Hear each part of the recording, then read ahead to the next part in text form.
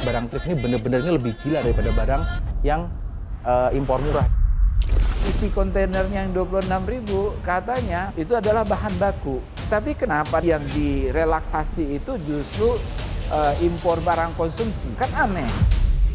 Terkait dengan impor ini, barang impor ini lebih banyak ini kepentingan politiknya.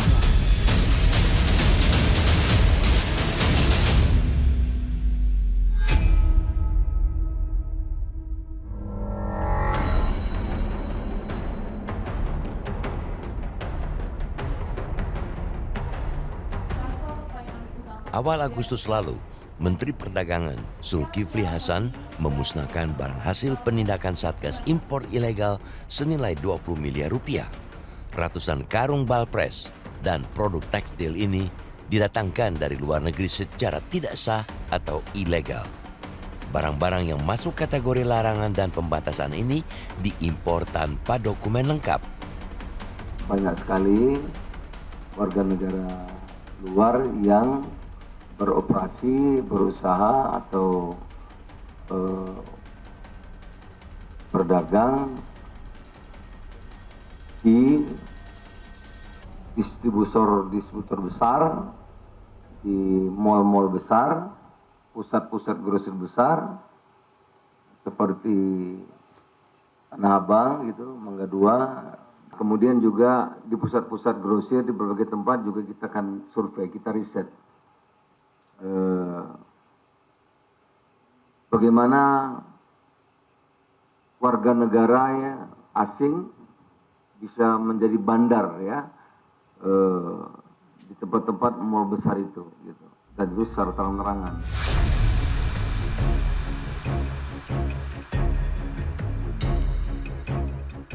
Ekspos hasil penindakan Satgas Impor Ilegal boleh-boleh saja terus digelar.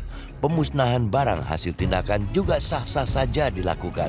Namun nyatanya, realitas mendapati fakta berbeda.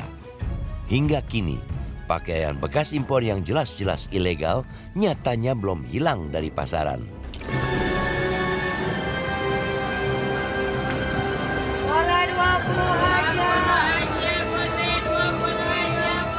Produk pakaian bekas impor bisa didapatkan dengan mudah di pusat-pusat perbelanjaan di sekitaran Jakarta. Salah satunya di Pasar Senen, Jakarta Pusat. Tak cuma dijual satuan, namun bahkan dikemas dalam karung-karung besar yang sudah dipres. Produk pakaian bekas impor seperti ini lazim dikenal dengan istilah balpres.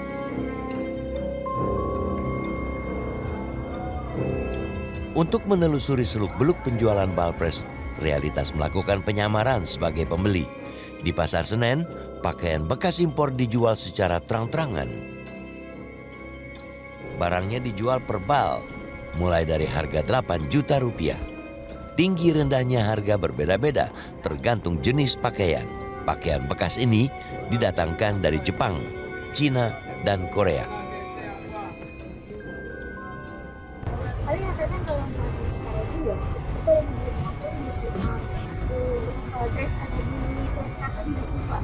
Oh gitu. Tapi berarti itu dalam satu bal beda-beda jenis. Nggak tahu jadi satu. Oh jadi satu kalau misalkan kakak mau dressnya terus satu mbaknya ada sifatnya. Ada luar kak? Ada biasanya ada bermerek ya? Bukan lebih bermerek sih, lebih ke grade A, grade B gitu. Grade itu apa? Kalau grade Bahan. Oh bahan. Lebih ke bahan. Oh bukan ke merek ya? Iya. Bukan ke merek. Grade B bisa aja. Oh Ini gitu. saya pakai semua. Untung-untungan ya? Iya benar. Kalau misalkan ini nih berarti kita harus dengar perbalan kayak gitu ya, nggak bisa kita berjalan dulu ya. Soalnya kita nggak ada buangannya kan, kecuali kalau kita ada buangannya harus sortir. Tapi kan kita kan nggak ada buangannya, jadi kita bilang Berarti beli putus ya? iya Beli putus. Jadi misalkan kakak mau beli Minimal harus satu. satu bal. Satu bal. Iya satu bal. Kakak mau pecah di sini kayak misalnya ribet nih kalau misalkan dibawa ke rumah. Oh iya. Saya bisa. Bantu Iya. Oh gitu. Misalnya jualannya kaos dan dress, berarti itu harus dua bal. Impor pakaian bekas jelas-jelas dilarang. Namun penjual balpres menjamin barangnya aman. Sebagai penjual tangan pertama, pedagang yang realitas temui mengaku menggunakan jasa impor borongan. Ia bahkan menyebut sudah mengirimkan barang dagangannya keluar Jawa. Penjual juga mengaku hanya tiarap sesaat setelah Satgas Impor Ilegal dibentuk. Tadi juga kita bisa itu tapi ada di sana itu kan di rumah dan orang-orang buka bekal baru kita bisa balik karena dia datang ke sini kita ngerinya kan orang order kalau dia bukan orang malah kena kan lawannya mandate tapi itu ini nggak sih sebenarnya legal nggak atau legal sebenarnya kan ilegalnya kan ada makanya nakaknya kayak gitu ya makanya itu padahal sebenarnya kan ada ekspedisi dan ekspedisi terus ya emang nggak bayar jasa ekspedisi tuh pack aja kan bisa lebih iya Satu pack tuh satu. kontainer 300 Itu fee-nya. iya di pengiriman segala macam Belum emang nggak disimportir kan? iya Wah. yang di sana iya yang dari sana tapi kan terus yang kita biayain ya Tapi pasti balik kan ya? Pasti masih nutup. iya betul Iya kan? Itu Orang ramai. lagi pada jatuh soalnya lagi booming ya benar tapi aman nggak kemarin kan rame-rame yang itu udah 3 bulan aman ini udah aman udah mirim juga udah aman kemarin kita yang ke beda mall juga aman. Tidak hanya diperjualbelikan secara offline, pakaian bekas impor juga laris manis dipasarkan secara online. Setiap hari puluhan atau bahkan mungkin ratusan akun di media sosial mempromosikan penjualan Balpres.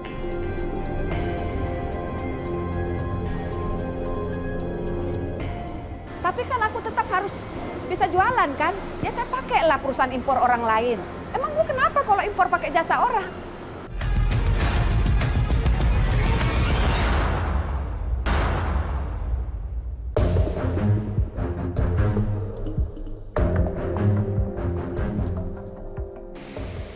Kini filosofi pakaian tidak sekedar memenuhi kebutuhan sandang semata.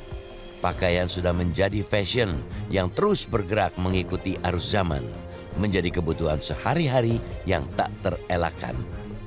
Pakaian jadi impor asal China laris manis dijual dengan harga miring. Perlahan namun pasti, produk fashion lokal pun tersingkir.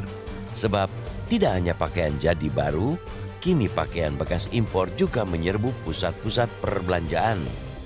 Dikemas sedemikian rupa, penjualan pakaian bekas impor makin merajalela.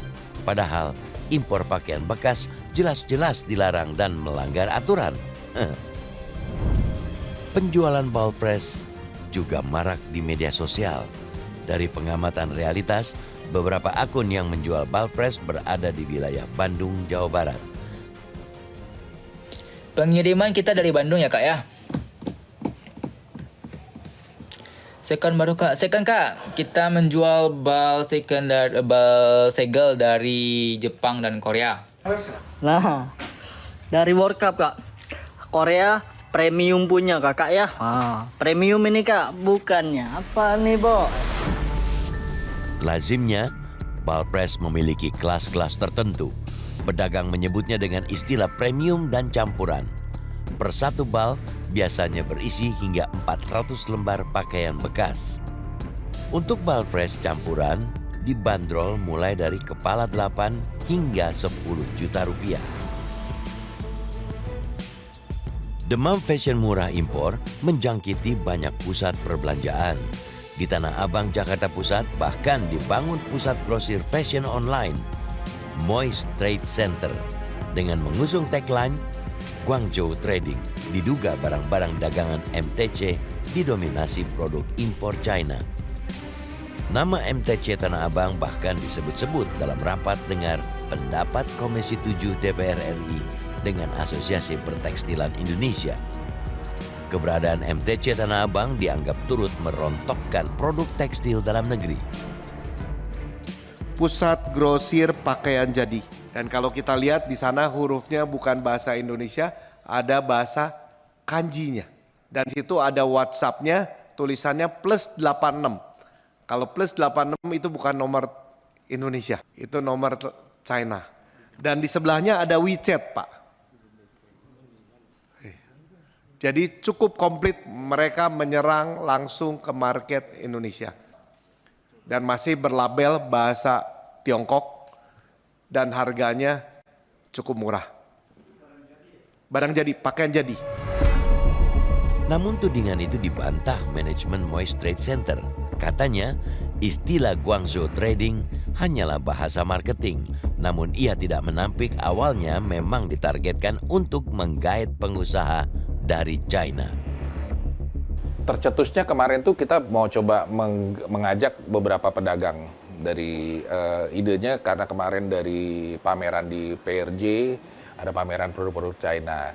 Kita coba mengajak mereka, kenapa sih mereka nggak coba buka juga di sini untuk sewa bulanan atau apa, dan akhirnya tercetuslah itu untuk menarik minat mereka untuk datang ke sini untuk buka usaha di sini, tapi ternyata nggak mudah gitu loh.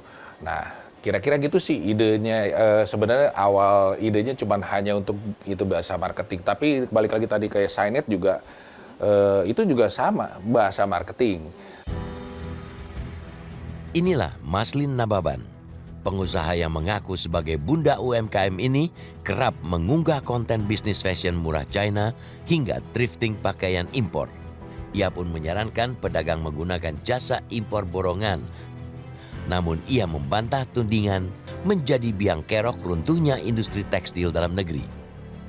Emang pemerintah bisa apa? Bisa kasih kerjaan? Kan enggak kan? Nggak bisa loh Mbak. Sehingga aku sebagai bunda UMKM menggerakkan teman-teman ini, ayo nih sini, kita jualan apa aja lah. Yang penting anak kita bisa makan, anak kita bisa sekolah. Kalau yang terjadi saat ini, ya saya nih Mbak ya, 8 tahun lalu saya mengajukan izin resmi perusahaan saya untuk impor. Nggak dapat itu Mbak, sulit banget. Luar biasa sulitnya. Tapi kan aku tetap harus bisa jualan kan. Ya saya pakailah perusahaan impor orang lain. Itu aja mekanismenya. Emang ada larangan? Nggak ada larangan, betul ya? Iya, nah yang terjadi sekarang, impor lah. Emang gue kenapa kalau impor pakai jasa orang? Asosiasi Produsen Serat Benang Filamen Indonesia menengarai banjir produk industri tekstil dan produksi tekstil impor ilegal dipicu praktek impor borongan. Kalau kita impor resmi ya, satu kontainer misalkan ada 20 ton. Kalau kita hitung kubikasi itu ada sekitar 72 CBM lah, 72 CBM. Satu CBM itu sekitar 1000 piece. Ada 1000 piece, dia ada 72, berarti ada 72.000 piece. Kalau 72.000 piece, per piece-nya dikasih bea masuk BMTP-nya itu 20.000 aja kita yang paling rendah. Itu kan udah sampai harusnya untuk bayar BMTP-nya aja 1,4 M satu kontainer. Nah, kalau kita pakai borongan itu cuma 150 sampai 200. Gitu ya. Itu kan lebih murah. Nah, jadi orang yang pakai borongan aja gitu kan daripada harus import resmi gitu. Dan itu di bea cukai biasa aja, masuk aja jalur hijau gitu ya, karena borongan gitu kan masuk gitu ya. Ini yang jadi penyakit sebenarnya. Sudah menjadi hukum dagang, barang murah dan bagus sudah pasti diburu pembeli. Pakaian dan tekstil murah asal China terus membludak di pasaran karena banyak diminati masyarakat. Namun yang patut dipertanyakan adalah bagaimana produk larangan ini bisa bablas masuk ke Indonesia? Kenapa di Permendak 8 itu yang direlaksasi itu justru impor barang konsumsi? Kan aneh.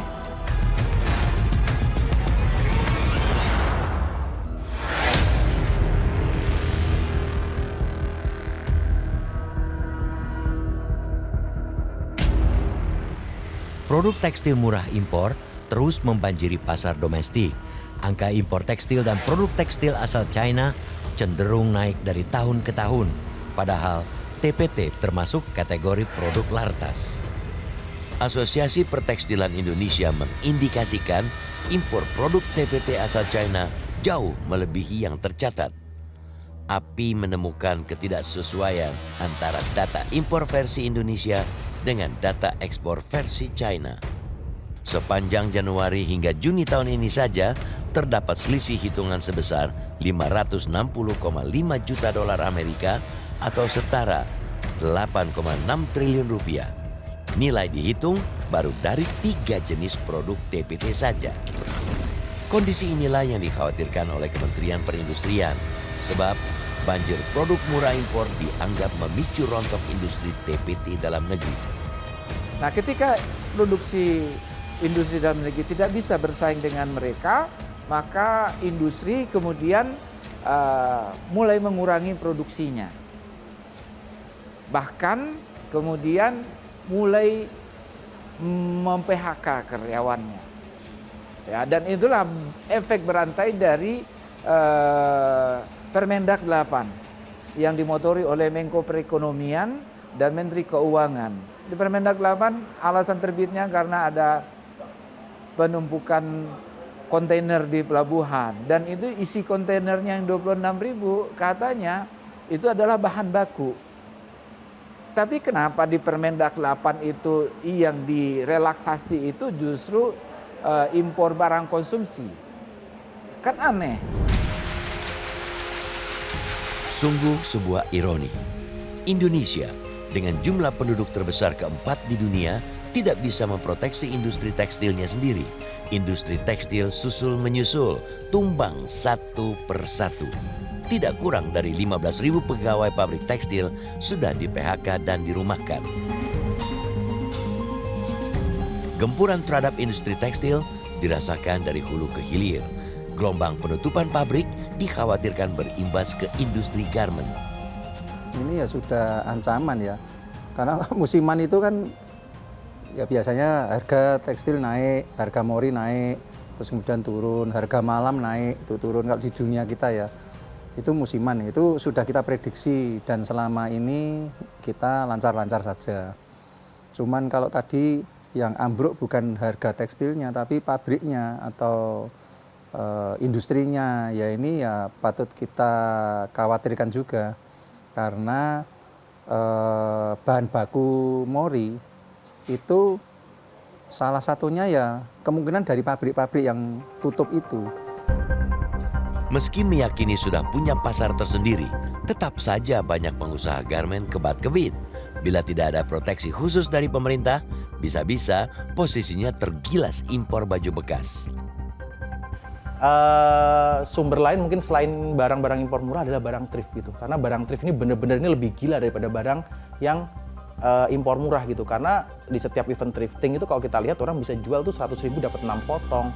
Nah itu terus terang tuh yang mendistrupsi penjualan kita itu di faktor-faktor dari barang si thrifting ini yang dijual secara bebas, bahkan saya bilang, dan dijangkaunya pun mudah, ada yang online. Dan yang paling parah harganya itu bisa murahnya tuh benar-benar gila-gilaan gitu murahnya. Ya balik lagi sebenarnya produk impor itu juga kalau kita lihat sedihnya ya di Indonesia sekarang kan banyak garmen yang tutup gitu. Itu yang menjadi point of view kita sih sebenarnya, kenapa sih harus produk impor terus gitu. Jadi kan mengurangi pekerja di Indonesia. Apalagi kalau di Indonesia ini kita lihat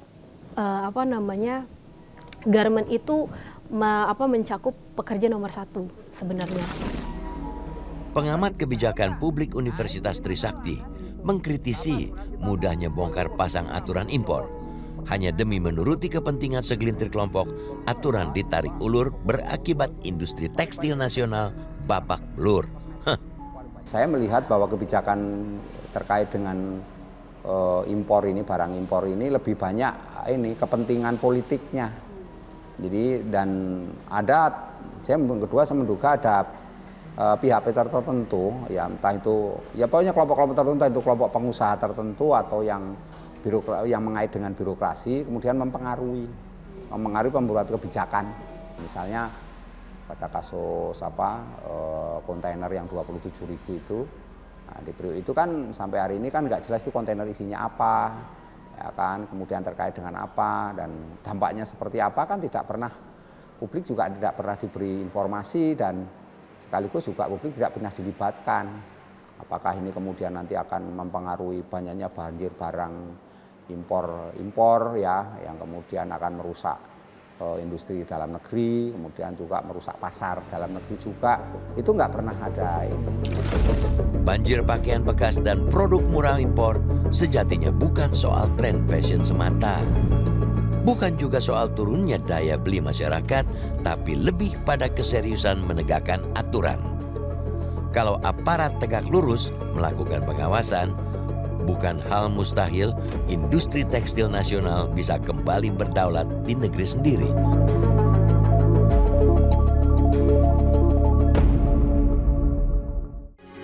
Metro TV. Jelajahi cara baru mendapatkan informasi. Download Metro TV Extend sekarang.